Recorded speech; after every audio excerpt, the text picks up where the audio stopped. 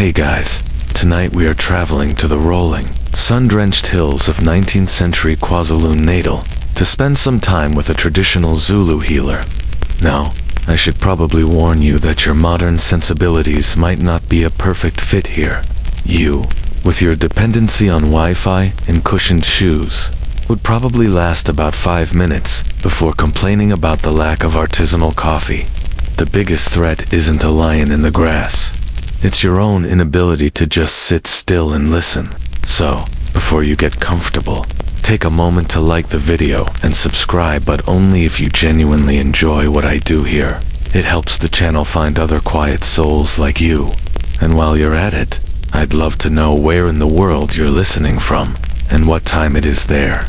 It's always fascinating to see where our little historical journeys reach. Now, dim the lights, maybe turn on a fan for that soft background hum, and let's ease into tonight's journey together. Asterisk, the last part of your journey is on foot. The path isn't a path at all, really. Just a slightly less stubborn suggestion of a trail through the tall, amber-colored grass. It whispers against your legs as you walk, a dry rhythmic shushing that has been the only real sound for the last hour. The sun is a warm, heavy blanket on your shoulders, and the air smells of dust, baked earth, and something vaguely sweet, like drying honey.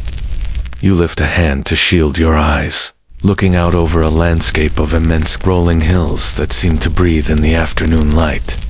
They ripple and fold into one another, endless and green, dotted with the dark shapes of acacia trees.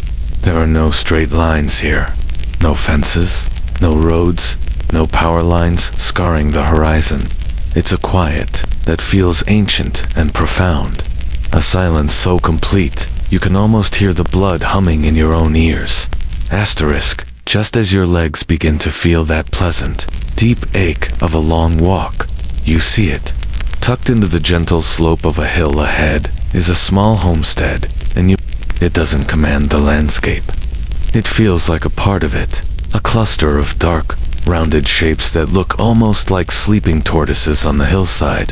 A thin, pale gray ribbon of smoke curls lazily into the vast blue sky from the center of the settlement, the only real sign of life. This is where you are headed. This is where your journey ends, and a different kind of experience begins. Asterisk, as you draw closer, the details sharpen. The homestead is a beautifully simple and orderly affair. You see now that it's arranged in a gentle crescent. A collection of traditional beehive-shaped huts, their thatched roofs glowing warmly in the slanted light. The entire settlement curves around a large central enclosure, a circular fence made of thick, tangled branches. This, you know, is the Isibaya, the cattle enclosure, and it is far more than just a pen for animals. It is the heart of the homestead. It is the family's bank account, their connection to their ancestors, their ceremonial space, and their legacy, all contained within one dusty circle. The wealth of a family isn't in gold, but in the slow, steady breathing of their cattle, and this central space is treated with a kind of quiet reverence. Historians still wonder about the origins of this circular design. Was it born from a deep-seated need for defense? A way to protect the precious cattle from raiders and predators in the night? Or was its purpose always more symbolic? A way of mirroring the shape of the full moon, or the cyclical nature of life itself? Perhaps it was always both. A perfect marriage of the practical and the profound. You reach the outer edge of the umuzi asterisk. There is no grand gate, just an opening in the low perimeter fence. As you step through, the sounds of the homestead, which were just a faint murmur before, become distinct. You can hear the lowing of a calf, the soft clucking of chickens scratching in the dirt, and the murmur of voices speaking a language that feels like it's made of clicks and flowing river sounds. A few children stop their game to watch you, their faces full of open, uncomplicated curiosity. There is no welcome party, no fanfare. Life simply continues its unhurried rhythm around you. Someone, a young man with a kind face, greets you with a nod and gestures for you to follow him. Asterisk, he leads you not to the largest hut, but to one set slightly apart, on the higher side of the crescent. It's a perfect dome, meticulously constructed from a lattice of saplings and covered in tightly woven grass thatch. It looks less like a building and more like something that has grown out of the earth itself. The craftsmanship is astounding. Thousands of bundles of grass, tied with natural fiber rope, create a waterproof, insulated, and breathing structure that is warm in the cool night and cool in the midday heat. Asterisk, you stop before the entrance, and you have to stop, because the doorway is a small, low arch, barely half your height. It's not an oversight or poor design. It's intentional. To enter, you must bow your head and fold your body, a forced gesture of humility and respect before you even cross the threshold. It's a clever and subtle piece of social architecture, ensuring no one, no matter their status, can stride into a home with arrogance. The young man smiles, seeing you pause, and gestures for you to go inside. So you dip your head, bend your knees, and step through the low opening, from the bright, hot sun of the outside world, into the cool, dim quiet that waits within. Your eyes take a moment to adjust to the sudden dark. As your pupils widen, the interior of the hut reveals itself, and it is a space of profound and ordered calm. The air is cool, a welcome relief from the sun's persistent heat, and it smells of wood smoke, dry grass, and something else. A faint, clean, earthy scent you can't quite place. The floor is not dirt, as you might have expected, but a dark, smooth, polished surface that gleams softly in the dim light. It feels cool and solid under your bare feet. This floor, a minor masterpiece of domestic engineering, is made from a mixture of termite, mound earth, and fresh cow dung. It's laid wet, hand-polished to a high sheen, and baked by the sun into a surface as hard as stone. Not only is it surprisingly beautiful, but it's also insect repellent and easy to sweep clean. It's one of those brilliant, low-tech solutions that makes you wonder why you're paying a mortgage for cracking floorboards. Asterisk, the hut is circular, and the curved walls, made of the same sapling lattice you saw outside, feel like a warm, protective embrace. There is no furniture, no chairs, no tables, no shelves. Life is lived on the floor here.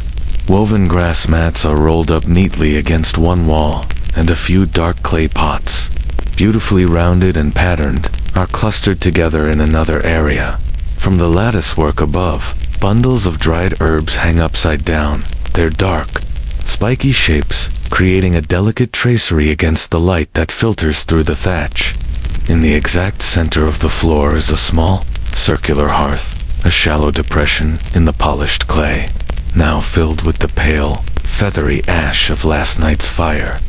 Asterisk, and there, sitting on a simple grass mat with her back to the far wall, is the healer.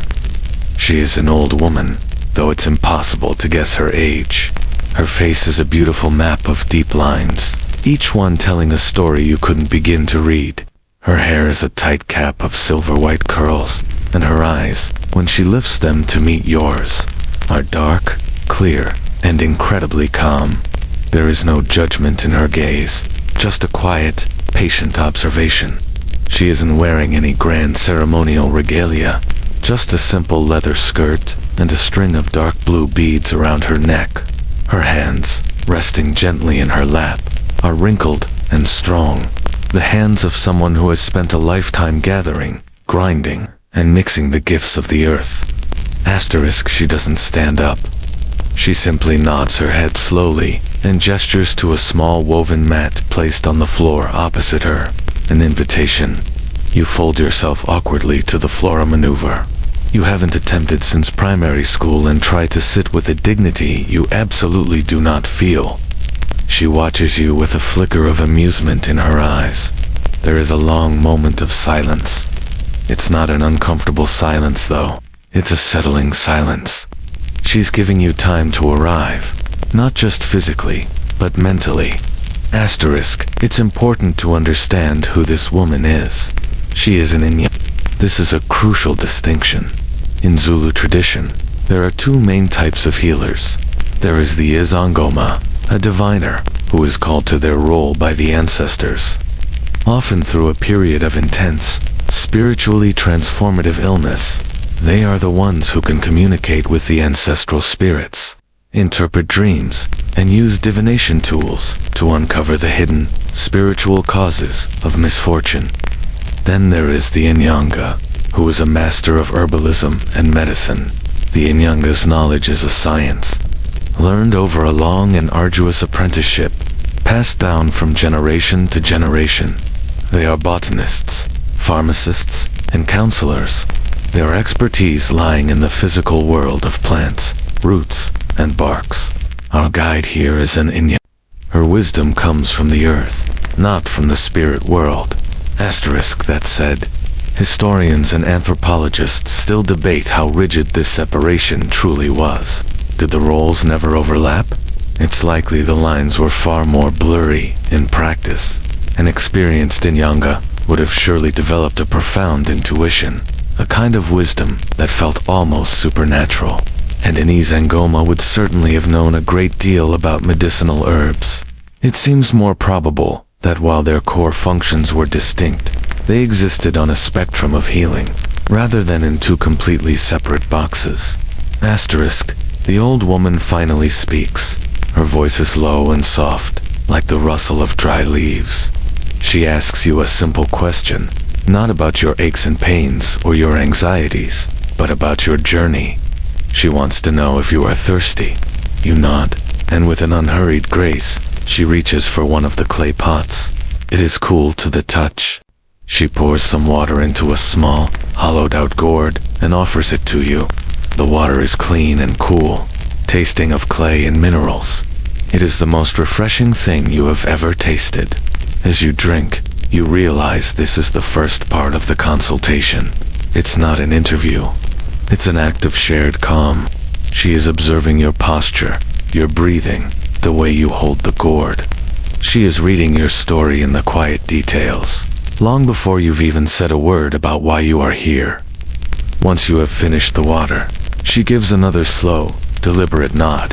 The consultation has truly begun, not with a barrage of questions, but with a simple, shared action. She rises from her mat, with a fluid motion that belies her age, and gestures for you to follow her back outside, into the warm light. You unfold yourself from the floor with considerably less grace, your knees making a series of undignified popping sounds. She pretends not to notice. You step back out through the low doorway, blinking as your eyes readjust to the brightness. The world seems sharper now, the colors more vibrant after the cool dimness of the hut. She leads you around to the back of her dwelling, to a space you hadn't noticed before.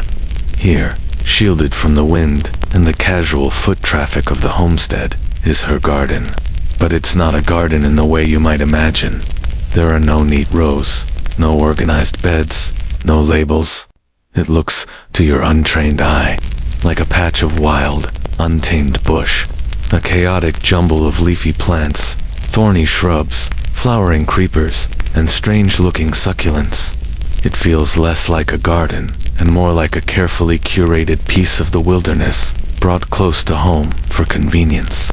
Yet, as she begins to move through it, you realize there is a deep, underlying order to this beautiful chaos. She walks with a slow, deliberate pace, her bare feet finding their way along an invisible path. Her hands, gnarled and knowing, drift over the leaves of the plants, sometimes pausing to gently touch a stem or crush a leaf between her fingers. She is reading the garden like a familiar book. She begins to speak again, her voice still low and calm, and she tells you the names of the plants. Not their formal Latin names, but their Zulu names, names that are stories in themselves. Names that describe what the plant does, where it likes to grow, or what animal is fond of its leaves. She stops by a low-growing, fleshy-leafed plant with small, inconspicuous flowers. This, she explains, it's a common and powerful plant, used for cleansing and protection. The leaves are crushed to create a slippery, almost soapy substance that is added to water, Bathing in this water is said to wash away bad luck, purify the spirit, and make a person's words more persuasive. It's a spiritual soap, a way of scrubbing the soul clean of negative energies. She plucks a single leaf and offers it to you. You rub it between your thumb and forefinger, and sure enough, a slick, clear liquid emerges, feeling cool and smooth against your skin. Asterisk, she moves on, pointing to a different shrub with large, velvety leaves. This is used to make a poultice for soothing aches in the joints. Another, a slender, reedy plant, is good for settling an upset stomach. Each plant has a purpose, and often, multiple purposes. The leaves might be for one ailment, the root for another, and the bark for a third. It is an incredibly complex, living pharmacy, and she is its master librarian. Her knowledge is encyclopedic, but it's also intuitive. She speaks of the plants as if they are old friends, each with its own personality, its own moods. Asterisk, then she leads you to a particularly interesting group of plants, a collection of creepers and climbers with thick, woody stems. This, she explains, is ubala. This isn't just one plant, but a whole category of them, known as dream herbs. This is a fascinating and central part of Zulu healing. Ubalowo are not they are not meant to create fantastical visions out of thin air. Their purpose is far more subtle and profound. They are used to create a clear and open channel between the sleeper and the world of the ancestors. The roots are dried, ground into a powder, and then whisked in water to create a frothy foam, which is then ingested. The idea is that it clarifies one's dreams, making them more vivid, more memorable, and easier to understand. For the Izangoma, the diviner, this is essential for their work. For an ordinary person, it's a way to receive guidance, to process worries, or to simply feel a closer connection to their lineage. Asterisk. Historians find this practice particularly interesting because it highlights the deep integration of the psychological and the spiritual in traditional Zulu medicine. An ailment was rarely seen as just a physical problem. It was an imbalance in the person's life, a disruption in their connection to their community or their ancestors. Healing the body often meant healing the spirit first, and dreams were the primary diagnostic tool. She explains this with a simple metaphor. Your dreams are like letters from your family, she says. But sometimes the ink is faded, the handwriting is messy. Ubalowo simply helps you read the letters more clearly. Asterisk. You watch as she carefully selects a small piece of root from one of the vines, cutting it with a small, worn knife. She handles it with a gentle respect, murmuring a few quiet words of thanks to the plant before she makes the cut. It's a transaction, a respectful request, not just a harvest. She places the small piece of root into a leather pouch tied at her waist. As you stand there in the quiet hum of her garden, surrounded by the subtle sense of crushed leaves and warm earth, you begin to understand. This isn't just about chemistry. It's about connection. The healing isn't just in the plant, but in the entire process. The knowledge, the respect, the intention. And the first step, she seems to be showing you, is simply to be quiet and pay attention. Leaving the quiet sanctuary of the herb garden, the healer leads you away from the homestead, walking not towards the path you arrived on, but in a different direction, towards the crest of the nearest hill. She moves with an easy, unhurried gait, and you find yourself falling into her rhythm. Your steps becoming slower, more deliberate. The sun is beginning its long, slow descent towards the horizon, and the light has turned a soft, golden color, casting long, dramatic shadows across the rolling landscape. The air is still warm, but a gentle breeze has picked up, rustling the tall grass in waves of amber and green. Asterisk, she doesn't speak. This part of your instruction is silent. Her goal, you begin to realize, is not to fill your head with more names and facts, but to empty it. She is teaching you to see, to truly notice the world around you.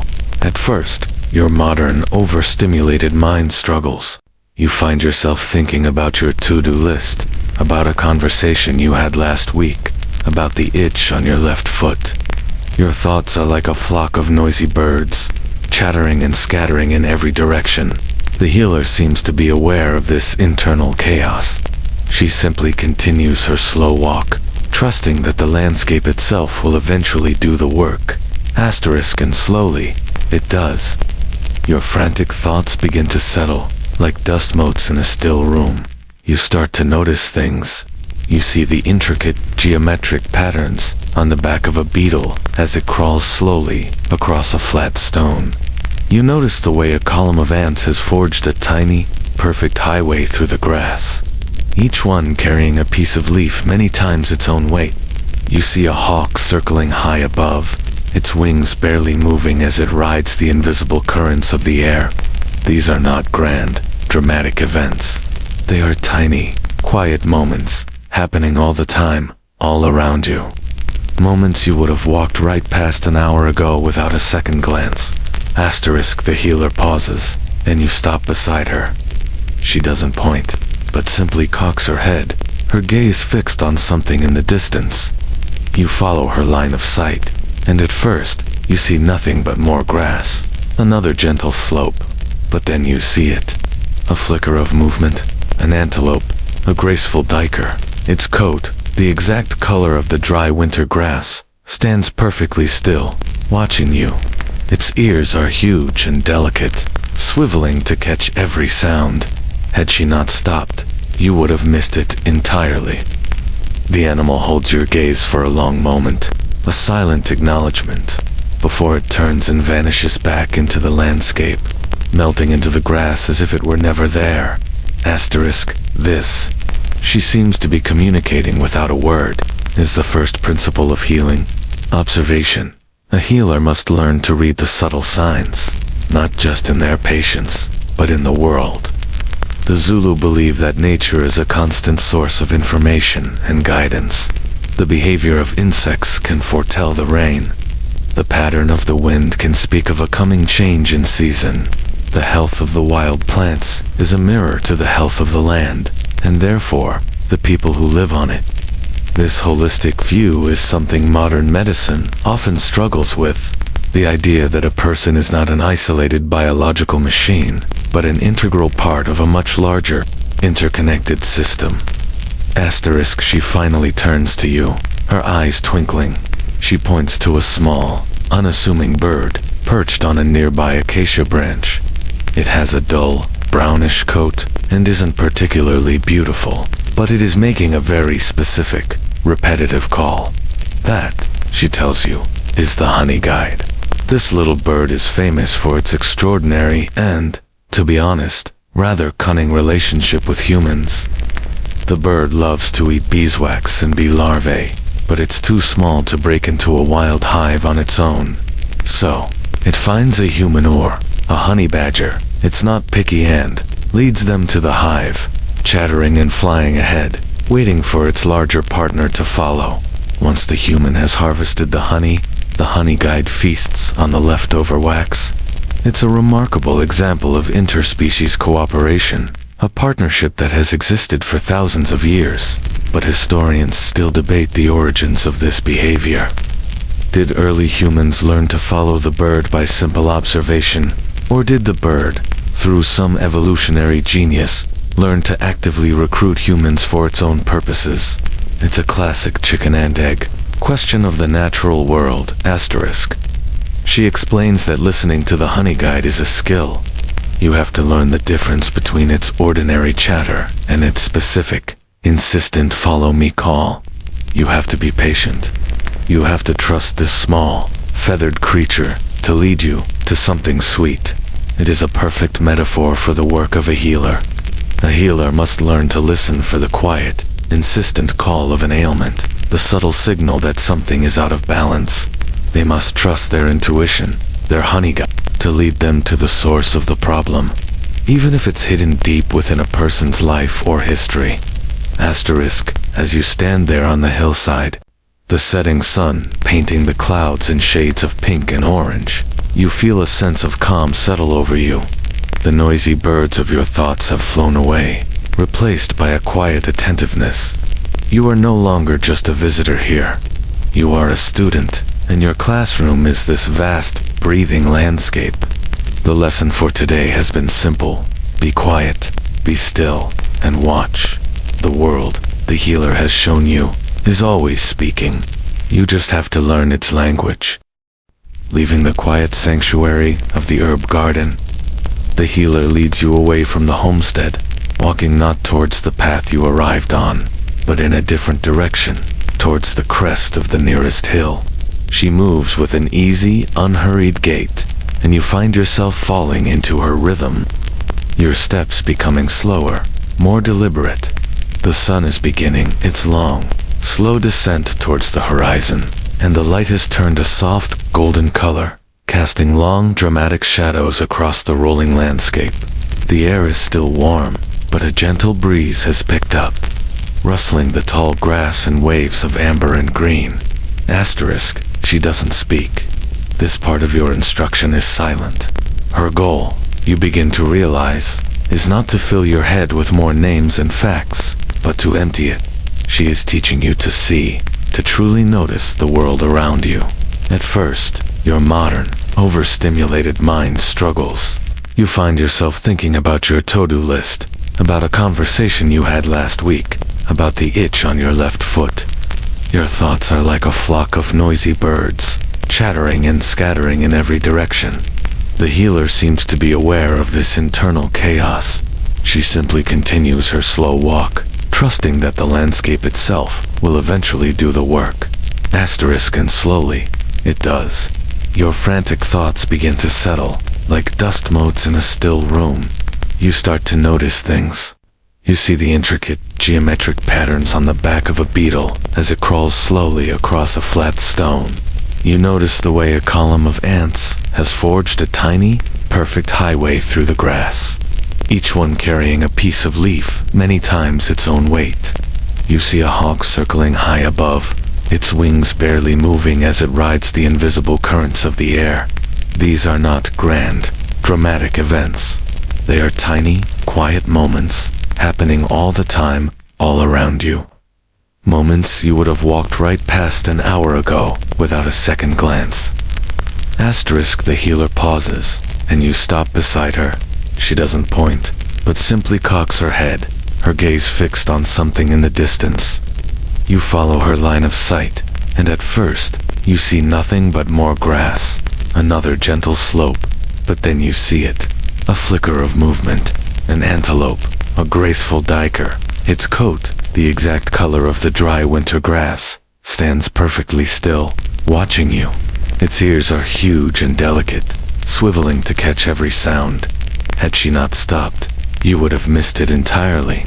The animal holds your gaze for a long moment, a silent acknowledgement, before it turns and vanishes back into the landscape, melting into the grass as if it were never there. Asterisk, this. She seems to be communicating without a word, is the first principle of healing. Observation. A healer must learn to read the subtle signs, not just in their patients, but in the world. The Zulu believe that nature is a constant source of information and guidance. The behavior of insects can foretell the rain.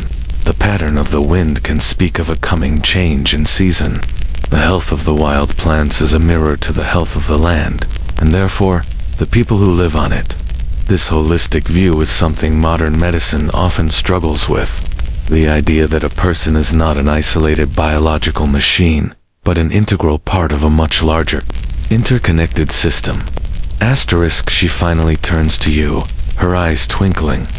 She points to a small, unassuming bird perched on a nearby acacia branch.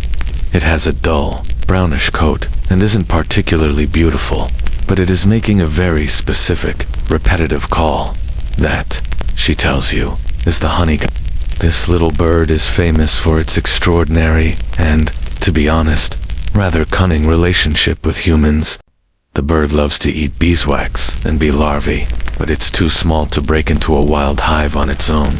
So, it finds a human or a honey badger. It's not picky and leads them to the hive, chattering and flying ahead, waiting for its larger partner to follow. Once the human has harvested the honey guide feasts on the leftover wax. It's a remarkable example of interspecies cooperation, a partnership that has existed for thousands of years. But historians still debate the origins of this behavior. Did early humans learn to follow the bird by simple observation, or did the bird, through some evolutionary genius, learn to actively recruit humans for its own purposes? It's a classic chicken and egg question of the natural world. Asterisk. She explains that listening to the honey guide is a skill. You have to learn the difference between its ordinary chatter and its specific, insistent follow-me call. You have to be patient. You have to trust this small, feathered creature to lead you to something sweet. It is a perfect metaphor for the work of a healer. A healer must learn to listen for the quiet, insistent call of an ailment, the subtle signal that something is out of balance. They must trust their intuition, their honey, to lead them to the source of the problem, even if it's hidden deep within a person's life or history. Asterisk. As you stand there on the hillside, the setting sun painting the clouds in shades of pink and orange, you feel a sense of calm settle over you. The noisy birds of your thoughts have flown away, replaced by a quiet attentiveness. You are no longer just a visitor here. You are a student, and your classroom is this vast, breathing landscape. The lesson for today has been simple. Be quiet, be still, and watch. The world, the healer has shown you, is always speaking. You just have to learn its language. You hold the warm clay cup in both hands, its earthy heat, a welcome comfort as the night air settles, cool and crisp. The steam that rises from the tea carries a scent that is both soothing and unfamiliar. A gentle blend of roots and leaves that smells like the very essence of the quiet landscape around you. The healer has her own cup, and she sips from it slowly, her eyes closed for a moment, as if she is listening to the liquid. You follow her lead, taking a small, tentative sip. The tea is not bitter, as you might have expected. It's mild and smooth, with a subtle, earthy sweetness. It tastes of the soil, of the sun, and of the patient, rhythmic grinding you just performed. As you drink, a gentle warmth spreads from your chest outwards, a feeling of deep, uncomplicated relaxation. Asterisk. After a few minutes of quiet sipping, she rises again. It seems the day's lessons are not quite over. She takes the now-empty clay pot that the young man used for the hot water and gestures for you to follow her once more. You leave the comforting circle of the firelight and walk out into the deep, velvety darkness of the homestead.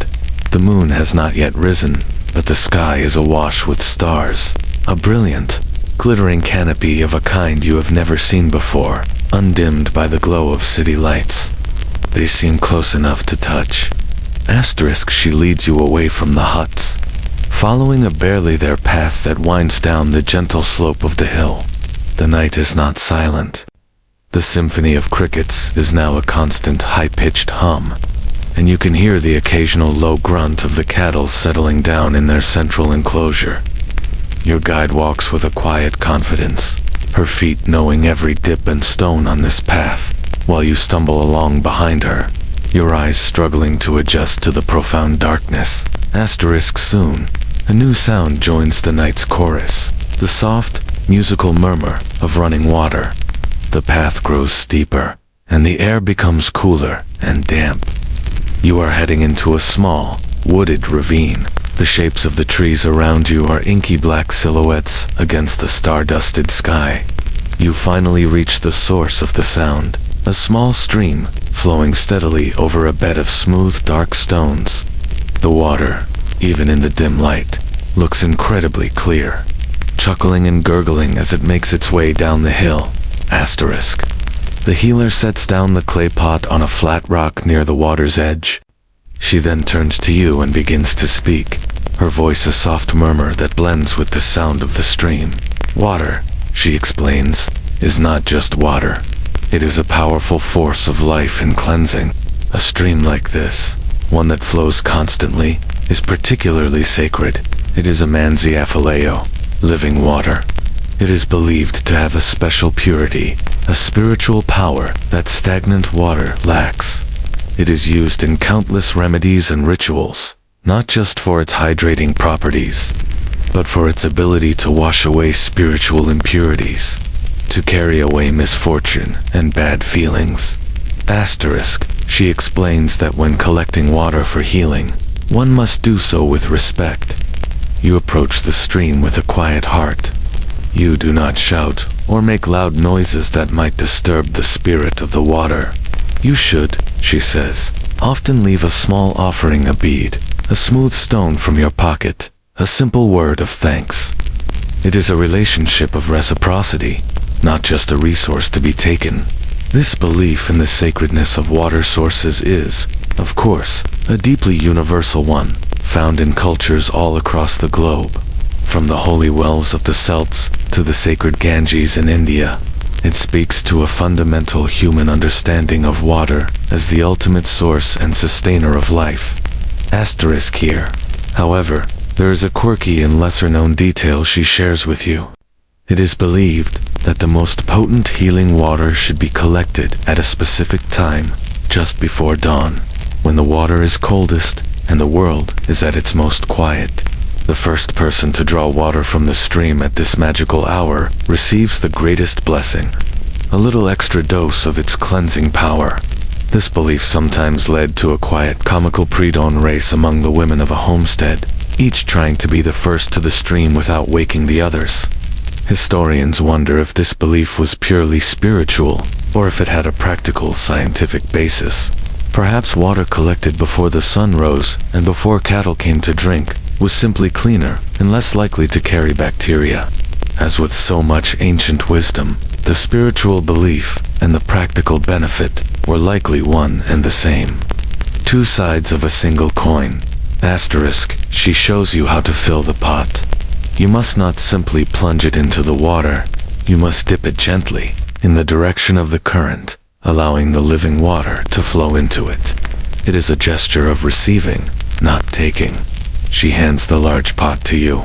You crouch by the edge of the stream, the cool damp air on your face. You dip the heavy clay pot into the current, just as she showed you.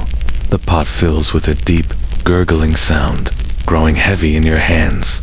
You lift it out, the water clear and cold, the stars reflecting in its dark, trembling surface. Asterisk, you have not collected a chemical compound of hydrogen and oxygen. You have collected a piece of the living world, a vessel of sacred energy, under the vast and silent watch of the stars. You begin the slow, careful walk back up the hill, carrying the heavy pot. Your steps now much more certain. You feel a sense of purpose, of having participated in a small but deeply meaningful ritual that connects you to this place, to this night, and to a timeless, ancient understanding of the world. The walk back up the hill is a slow and meditative exercise in balance.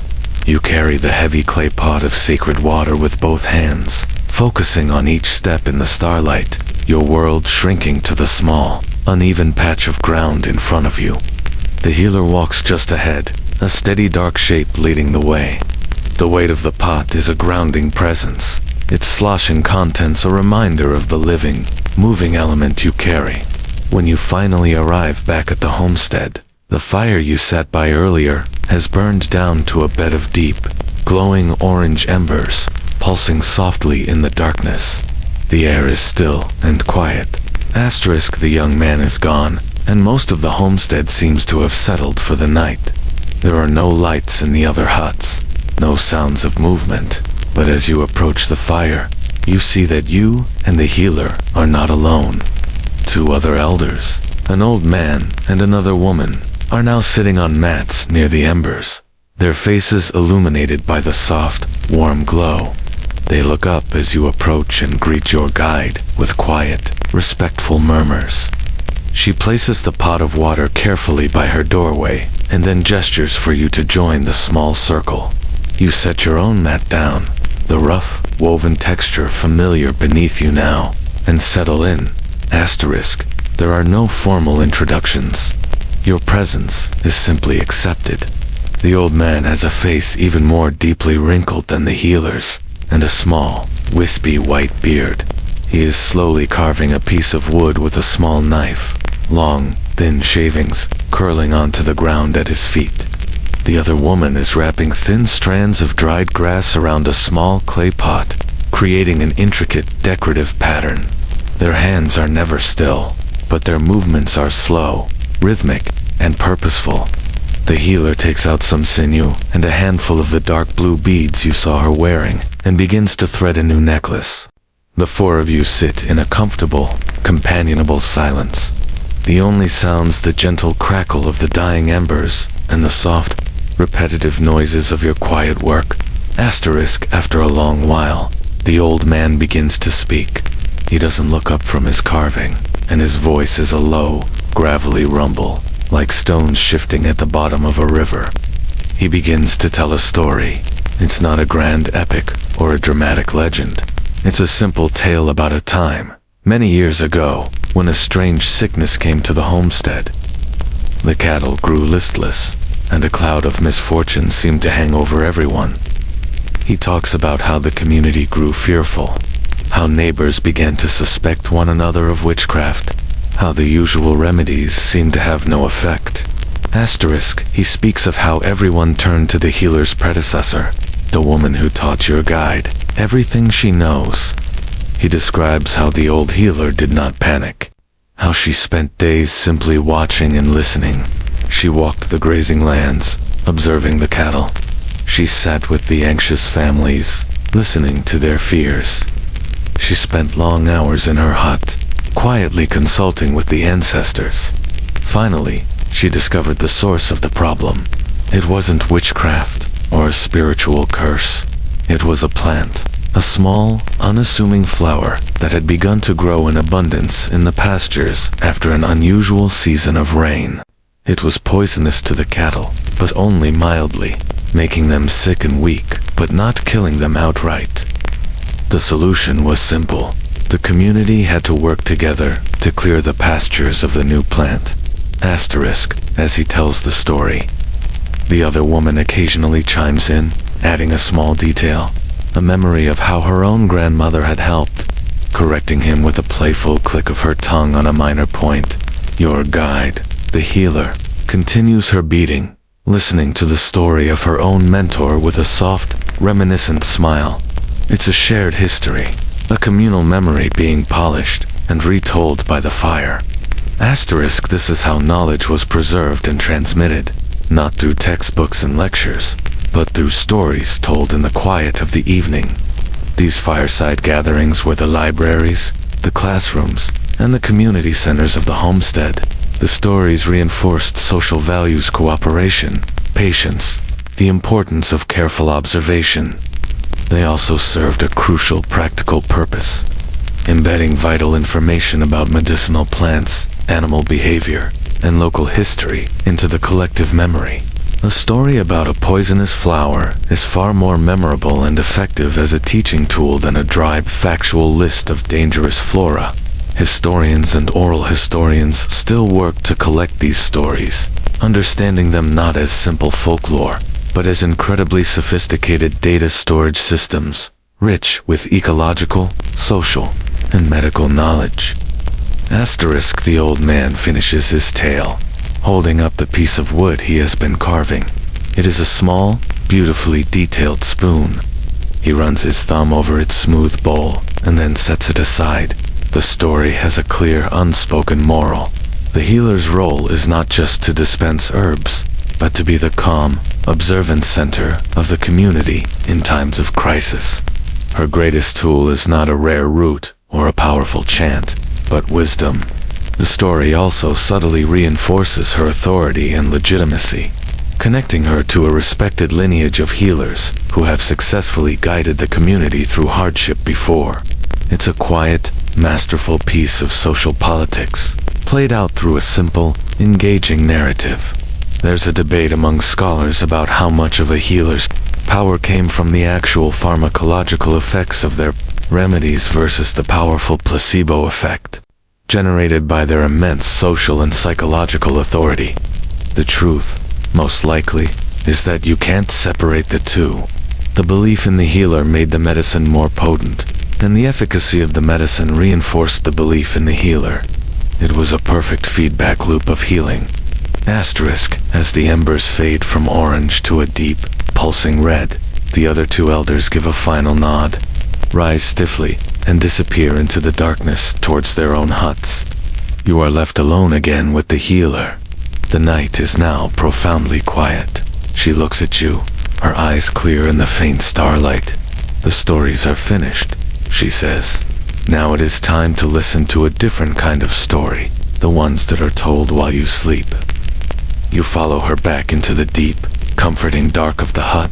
The air inside is still and cool, holding the faint, lingering scent of old wood smoke and the dry, sweet perfume of the herbs hanging from the ceiling. Your eyes, now fully accustomed to the night, can make out the soft, curved shapes of the hut's interior.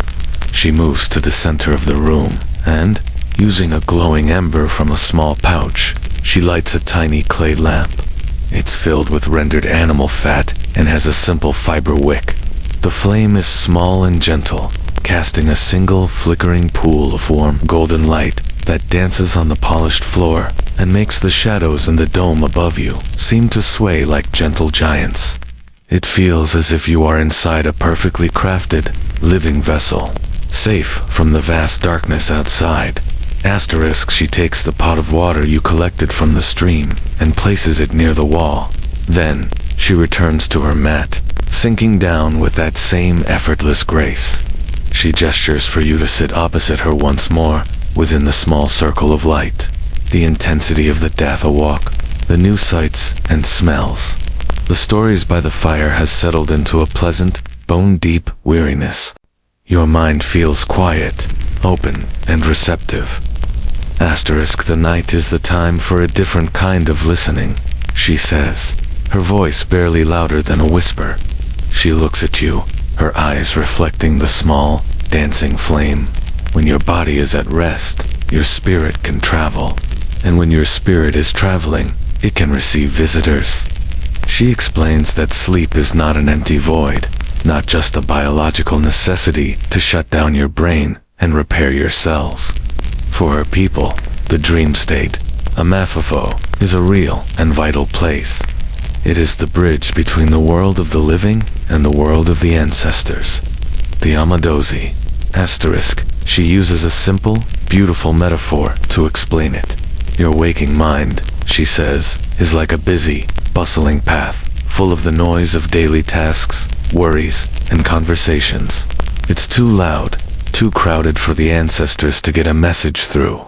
But when you sleep, that path becomes quiet. Your mind becomes like a still, clear pool of water in the moonlight.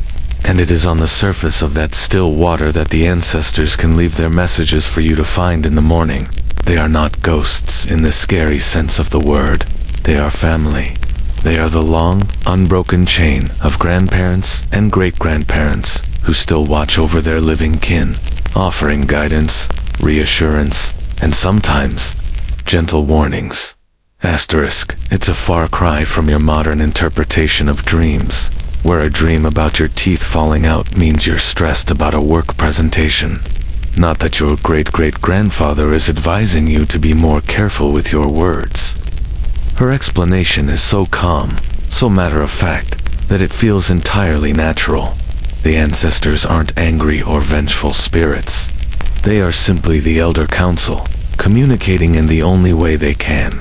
Their messages are like letters, she continues, ancestral letters written in a symbolic language. Asterisk, this is the key. The messages are rarely literal. The ancestors don't tend to send a clear memo saying, "You should probably fix that leak in the thatch."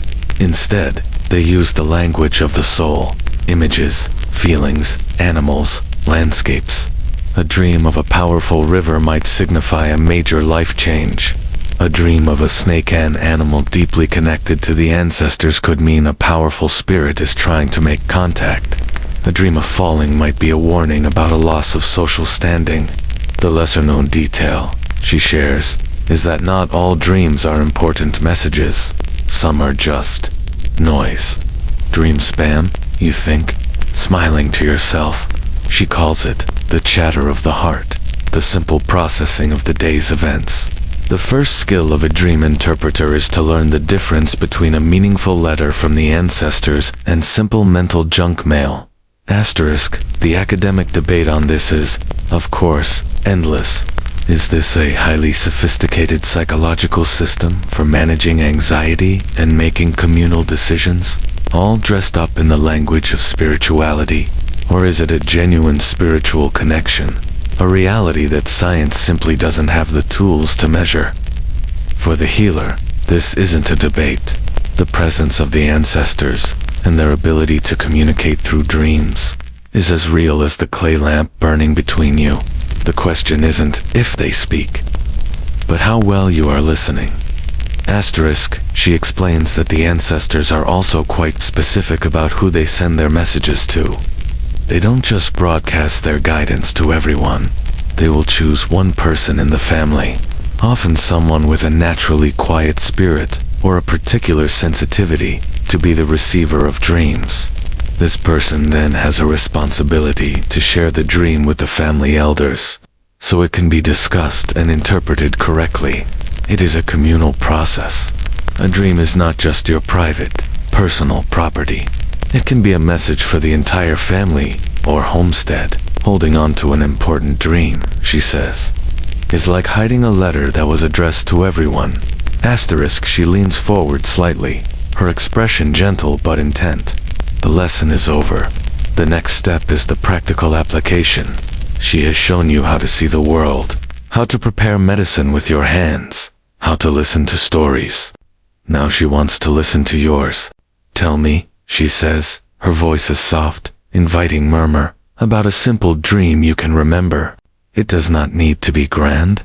A dream of a walk, a dream of a bird, or even just a dream of water.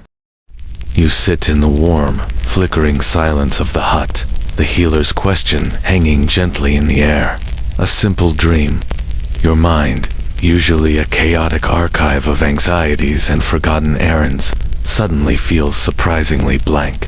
You search for a dream fragment, something that isn't too embarrassing or bizarrely specific to your modern life. A dream about missing a flight or forgetting a password would likely get lost in translation.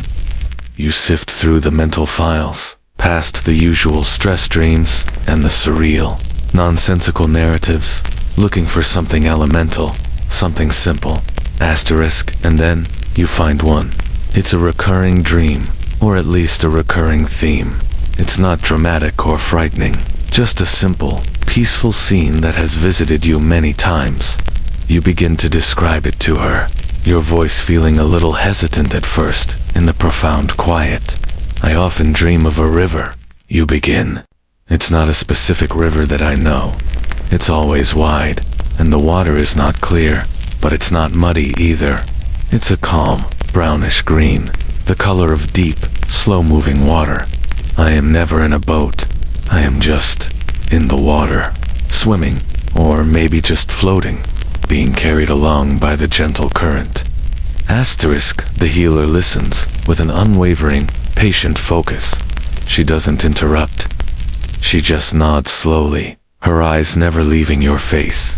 The small flame of the lamp dancing in their dark depths.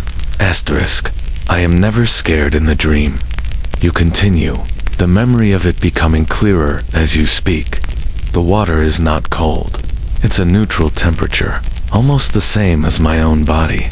I can feel the immense, quiet power of the current moving me, but it's not dangerous.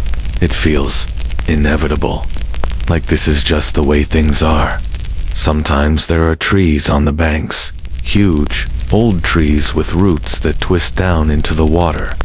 Sometimes there is just an endless, misty shoreline, but the main feeling is always the same, a sense of calm, of surrender, of being carried along. Asterisk, when you finish, the silence returns, but it feels different now. It is filled with the images you've just conjured. The healer remains quiet for a long moment, letting the dream settle in the space between you. She is not rushing to a diagnosis, not flipping through a mental dictionary of symbols. She is feeling the shape and texture of your dream, letting her intuition guide her. This process of interpretation is an art, not a science.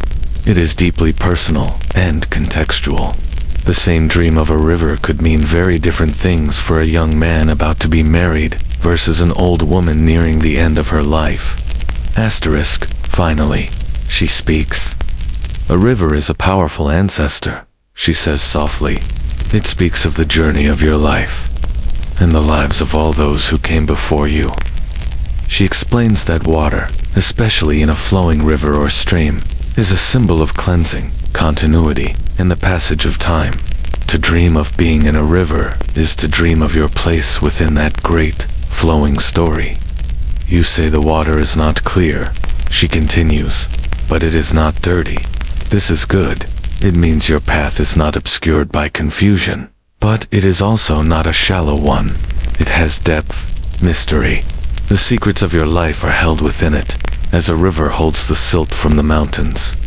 Asterisk, her interpretation is not a series of definitive statements, but a gentle unfolding of possibilities. It's more like poetry than prose. You are not fighting the current, she observes. You are allowing yourself to be carried. This is a sign of trust.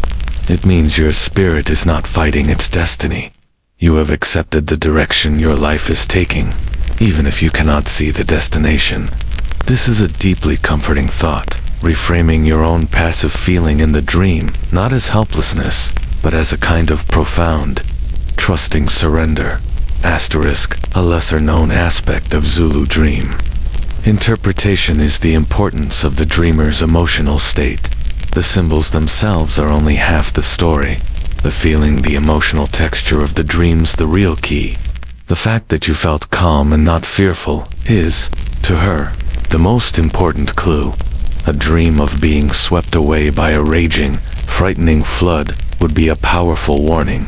But your dream, a gentle floating on a calm current, is a message of reassurance. The ancestors are telling you that you are on the right path. You are held and supported by the flow of your lineage. They are with you, in the water. Asterisk, of course. Historians and psychologists might see this differently. They might argue that a dream of floating is a classic manifestation of a desire to release control, a subconscious yearning to let go of daily stresses and anxieties. It is the brain's way of creating a safe, womb-like environment to process feelings of being overwhelmed. The healer's interpretation, however, achieves the exact same therapeutic outcome. It validates your feelings of surrender and reframes them as a spiritual strength. Whether the message comes from the ancestors or from your own subconscious, the healing effect of feeling understood and affirmed is the same. The debate over the source of the message is purely academic. In the warm, dim light of this hut, the result is a palpable sense of peace. Asterisk, she finishes by addressing the trees on the riverbank. The old trees are the ancestors themselves, she murmurs. Their roots reach into the water, into your journey. They are your foundation. They are there to watch over you, to give you strength, even when you are just floating by. She gives you a small, knowing smile. It is a good dream, a peaceful dream. Your ancestors are happy with you. They are telling you to keep trusting the river. With those words, she seems to consider the session complete. She has taken your simple, recurring dream and transformed it into a beautiful, affirming message of support from your lineage. The river in your mind is no longer just a random neural firing. It is a sacred space, a place of connection, and you will never dream it the same way again. Having gently untangled the threads of your dream, the healer seems to decide that your education in the quieter arts is not quite complete. There is another form of seeing, another way of listening for hidden truths that she wishes to show you. She rises and moves to a corner of the hut that has remained in deep shadow. From a worn leather bag, she carefully takes out a bundle wrapped in a soft, dark antelope skin. It is tied with a simple leather thong. She carries it back to the small circle of lamplight and sets it down on the polished floor between you with a quiet reverence. Asterisk. Her movements are slow and deliberate as she unwraps the thong. This is clearly a precious object, something to be handled with immense respect. She unrolls the antelope hide, and inside is a collection of the most beautiful and intriguing objects you have ever seen. They are not jewels or precious metals, but they possess a deep, resonant beauty that comes from age, touch, and significance. This is her set of divining objects, known as hakata in some traditions, though the Zulu term is more commonly a mithimbo. Asterisk, you lean forward, captivated. It is a rich and eclectic collection. There are small, sun-bleached animal bones, vertebrae, knuckle bones, tiny jaw bones with even tinier teeth. There are shells of different sizes and shapes, some from the distant coast, worn smooth by the ocean, others the delicate, spiraled shells of land snails. There are carved wooden tokens, their surfaces darkened and polished to a deep luster by the touch of hands over many years. There are unusual stones, one perfectly round, another shaped like a tiny egg.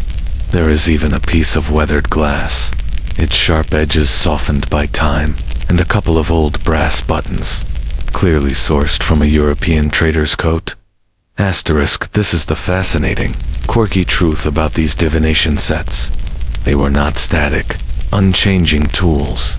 A diviner, an izangoma, or sometimes a particularly intuitive Inyanga, would add to their collection throughout their life. If an object spoke to them, if it seemed to carry a certain energy or significance, it would be added to the set. This is why you see objects like buttons or bits of glass. They were not traditional items, but their novelty, their foreignness, gave them a unique power. This makes each diviner's set a completely unique, autobiographical collection, a physical record of their life's journey and their spiritual encounters. Asterisk. The healer spreads the objects out on the dark hide, her fingers moving among them with a light, familiar touch. She is not going to perform a full divination for you. That is a deeply serious and ceremonial act, undertaken only when a person comes with a heavy problem or a serious question. Tonight is simply an introduction, a chance for you to see and understand the tools. She explains that these objects are not magical in themselves. They do not tell the future. That is a common misconception. Their purpose is far more subtle. They are a vocabulary. They are the alphabet of a sacred language, and their function is to provide insight into the present, to reveal the hidden dynamics of a situation, the unseen spiritual forces at play. Asterisk. She picks up one of the objects, a small knuckle bone from a goat. This, she says, holding it up in the lamplight, can represent a person. When I throw the bones, I look to see where it lands. If it lands near this shell, she picks up a beautiful cowrie shell, which represents wealth and fertility. It might mean the person will have good fortune. But if it lands near this sharp stone, she indicates a jagged piece of flint. It might speak of conflict or sharp words in their life. Asterisk. She shows you a few others. The tiny jawbone might represent communication, gossip, or being eaten by the words of others. A large, smooth stone can signify a mountain, a major obstacle to be overcome, but also a source of great strength. A lion's claw, a rare and powerful item, speaks of royalty, leadership, and courage. It is a complex symbolic system where each object has multiple potential meanings, and the interpretation depends on how they fall in relation to one another. It's not about one single object. It's about the story they create together, the pattern they form on the hide. Asterisk. The debate among academics is whether this is a form of cold reading, where the diviner intuits the client's problems and uses the bones as a projective tool to articulate what they already sense, or if it is something else entirely. Does the diviner subtly influence the fall of the bones through practiced hand movements? Or is the process truly random, allowing for a form of synchronicity or meaningful coincidence to create the pattern? The healer would say neither. For her, it is the ancestors who guide the fall of the bones.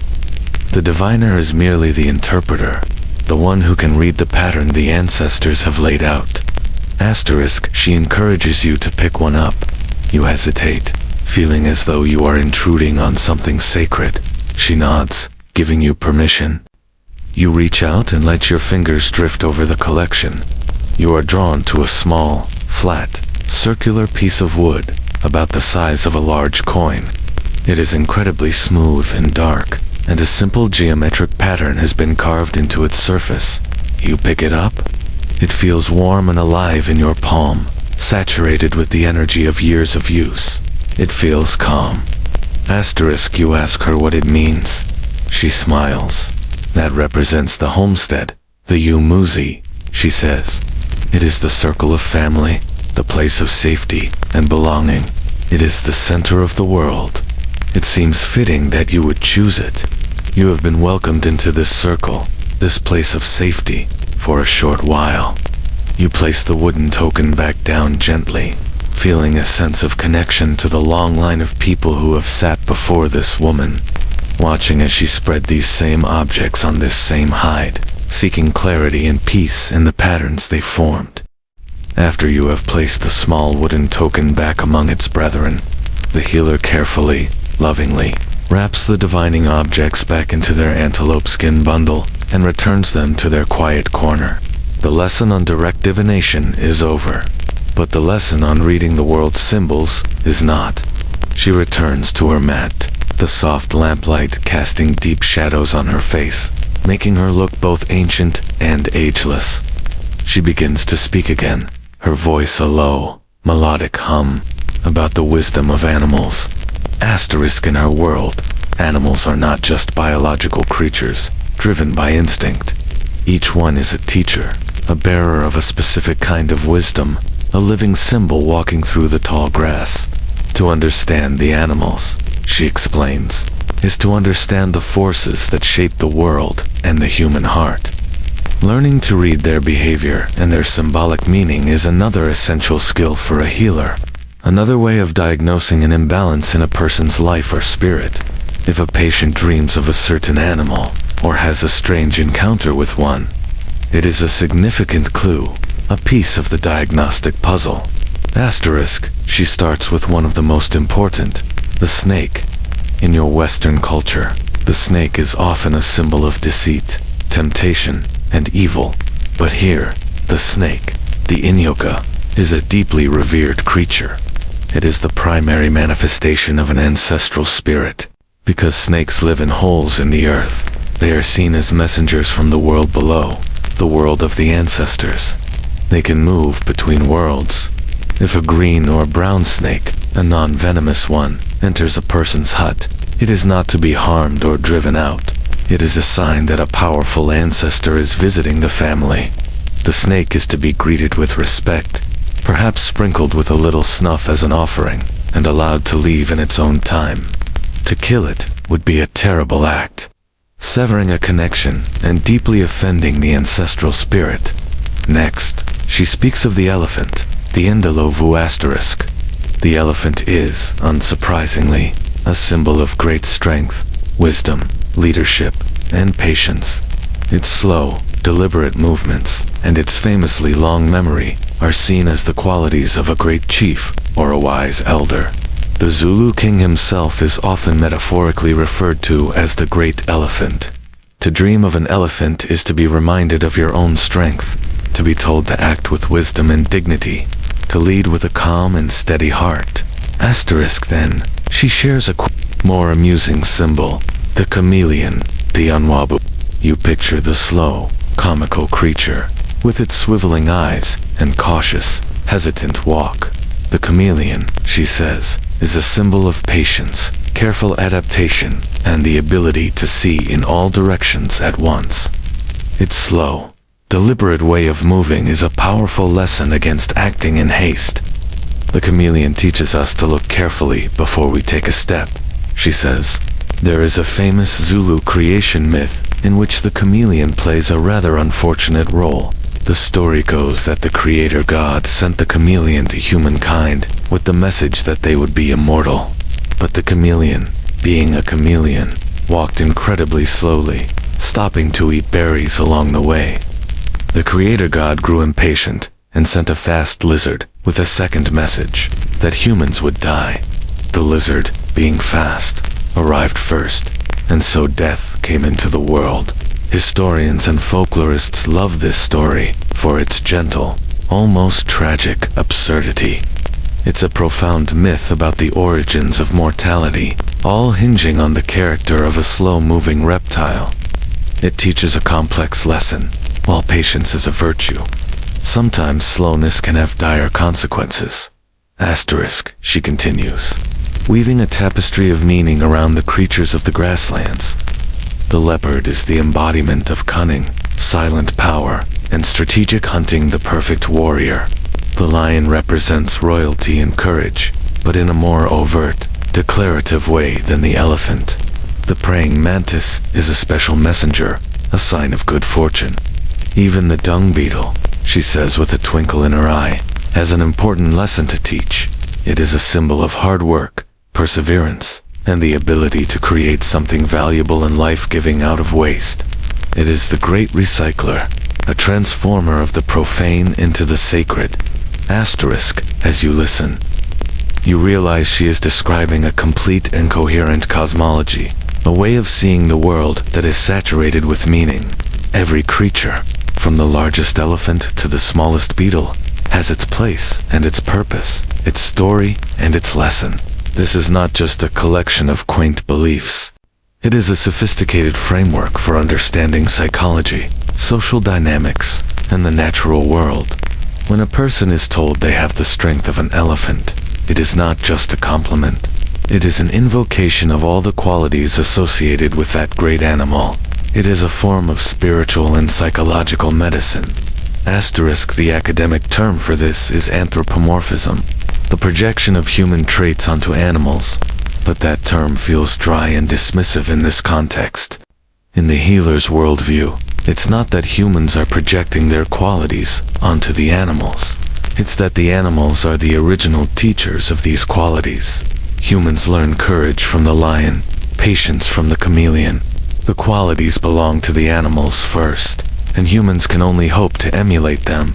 It is a worldview of profound humility, placing humanity not at the pinnacle of creation, but as a student in a world full of wise, non-human teachers.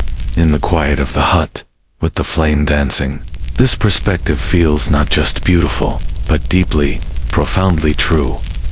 Your mind is brimming with the quiet wisdom of the animals, and your body is sinking deeper into a state of profound relaxation. The tea you drank earlier has worked its gentle magic, softening the edges of your thoughts and loosening the tension in your shoulders. You feel a pleasant heaviness in your limbs. Noticing your growing drowsiness, the healer decides it is time for one final, practical lesson before you rest, a simple act of physical comfort and care. She rises and gathers a few items from the various corners of the hut. Asterisk, she brings back a small, shallow wooden bowl, another smooth grinding stone, and several handfuls of fresh, fragrant leaves. They are not the dry, brittle herbs you worked with earlier. These are soft and pliable, a deep, velvety green, and they release a wonderfully clean, medicinal scent into the warm air. She also brings a small clay pot of what looks like animal fat, likely tallow, and a strip of clean, soft leather. She is going to show you how to make a simple, warm poultice, a remedy as old as humanity itself. Asterisk, a poultice, she explains, is a gentle and effective way to soothe aching muscles, reduce swelling, or draw out impurities from a wound. It is a direct, hands-on application of the earth's healing power to the body, while she often creates complex poultices with multiple ingredients for specific ailments. Tonight she will show you a basic one, used for general aches and pains, the kind a person might get after a long day of working in the fields, or after a long walk through the hills. Your legs, she notes with a subtle, knowing glance, could probably use it. Asterisk, your first task is to wash the leaves. She hands you the wooden bowl and gestures towards the pot of cool, clear water you collected from the stream. You pour some of the sacred water over the leaves, rinsing them gently with your fingertips. The coolness of the water on your hands is a pleasant contrast to the warmth of the hut. The act of washing feels like a small ritual in itself, a cleansing of the plant's spirit before it can be used for healing. Asterisk, once the leaves are clean and glistening with droplets of water, the real work begins. She shows you how to place them in the shallow bowl and crush them, not by grinding this time, but by pounding and bruising them with the smooth stone. The goal is not to create a powder, but to break down the cell walls of the leaves to release their medicinal oils. You take the stone and begin to gently pound. A rhythmic, soft, pulpy sound fills the hut. With each impact, a fresh wave of the clean, almost minty aroma is released. It's an invigorating and incredibly soothing scent. You can feel the leaves giving way under the stone, transforming from distinct shapes into a dark green. Fragrant mush. Asterisk. This is a perfect example of traditional pharmacology. The mechanical action of bruising the leaves kickstarts a chemical reaction, making the active compounds more. But what is fascinating is the historical debate around the use of heat. Some traditions insisted that poultices should always be applied hot, believing the heat helped the medicine penetrate the skin. Others argued for cold poultices, believing the cold was better for reducing inflammation. The healer, like many traditional practitioners, splits the difference. She explains that the choice depends on the nature of the ailment.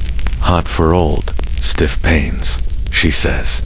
Cold for new, hot injuries. It's a simple, intuitive principle that aligns perfectly with modern sports medicine advice.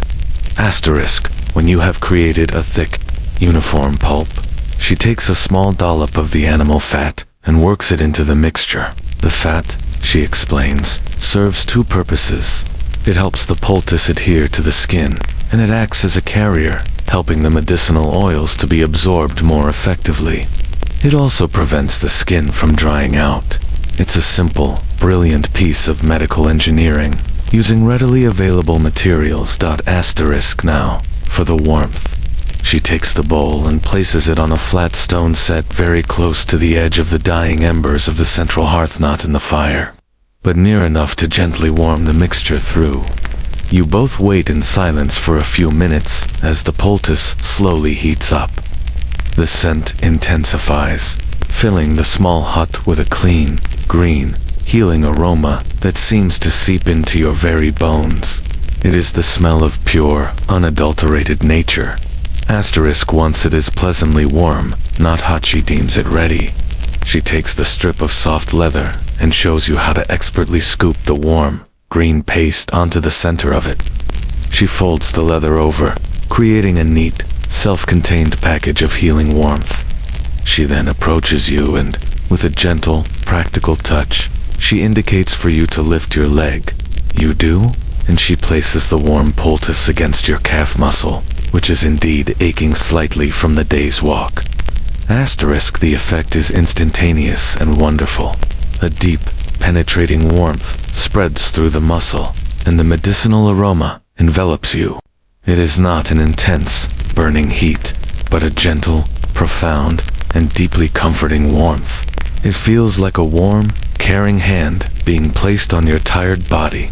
She shows you how to tie the leather strip to hold the poultice in place, not too tight, but snug enough.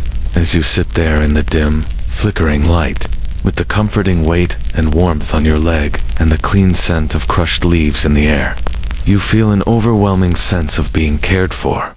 You have not just learned a remedy, you have received one.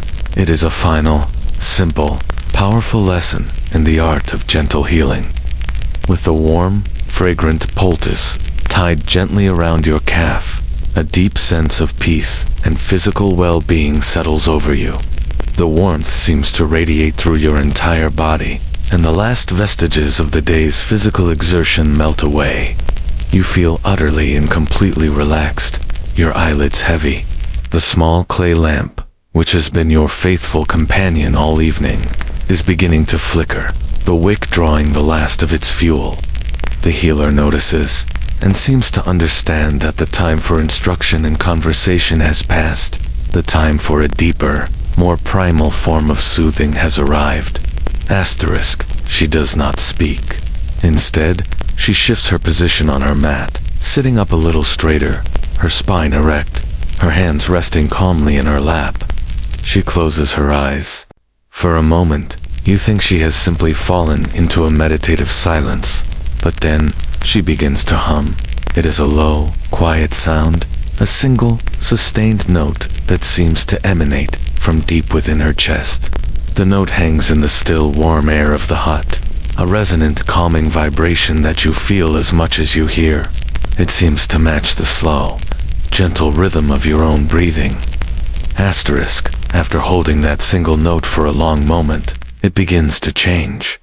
The hum evolves into a simple melody. It is not a song in the way you would normally think of one. It has no words, no complex structure of verse and chorus.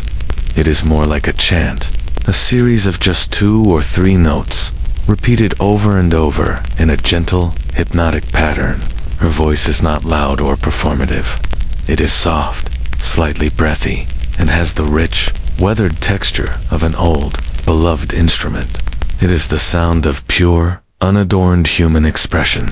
Asterisk, the melody rises and falls in a subtle, predictable rhythm, like the gentle lapping of waves on a quiet shore, or the slow, steady rocking of a cradle. It is mesmerizing. As you listen, your own breathing naturally begins to synchronize with the rhythm of her chant. Your inhalations match the rising notes. Your exhalations match the falling ones. It is an unconscious, involuntary response. She is, in the most literal sense, guiding your breath with her voice, slowing it down, deepening it, easing you into a state of pre-sleep tranquility. Asterisk, this is the power of the healing song. In Zulu culture, and indeed in countless cultures around the world, music and chanting are not just forms of entertainment. They are potent medicine. Rhythm and melody are understood to have a direct and powerful effect on the human spirit and body. A rousing, percussive song can build energy for a hunt or a battle. A joyful, celebratory song can bind a community together at a wedding. And a soft, repetitive lullaby or chant, like this one, can soothe a restless child or a troubled adult, calming the nervous system and opening the heart. Asterisk, ethnomusicologists and neuroscientists are still exploring the mechanisms behind this. They debate how much of the effect is cultural conditioning and how much is a hardwired neurological response.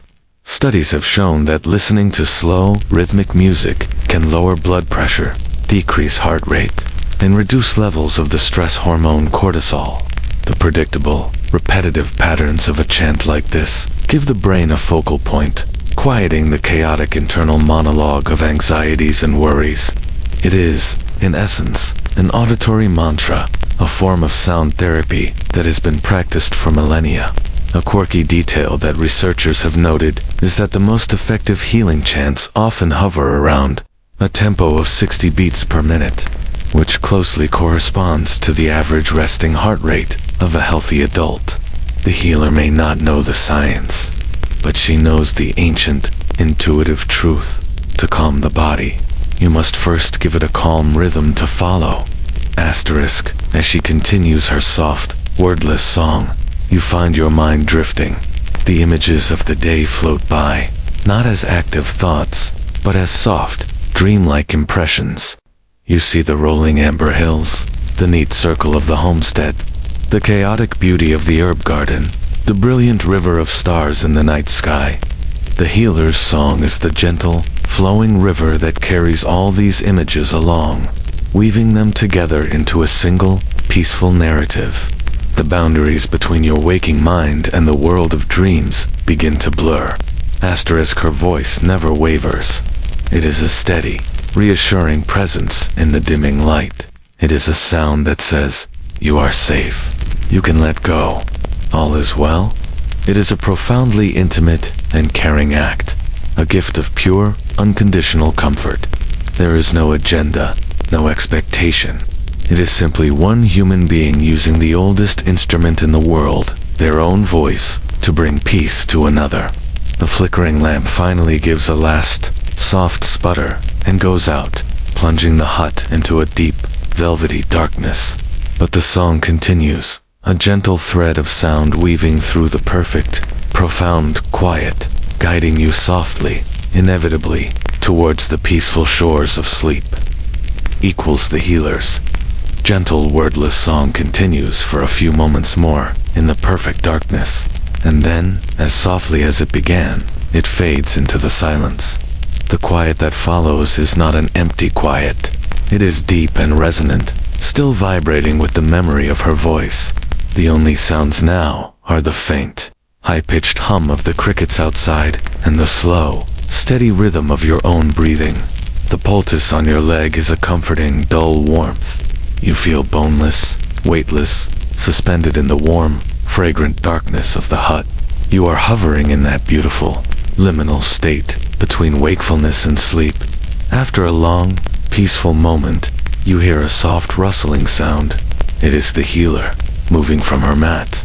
Her movements are nearly silent, a testament to a lifetime of quiet grace. You can just barely make out her dark shape against the even darker backdrop of the hut's curved wall. She is preparing your place to rest. You hear the soft, crisp unrolling of a thick grass mat on the polished floor, not far from where you are sitting. This will be your bed.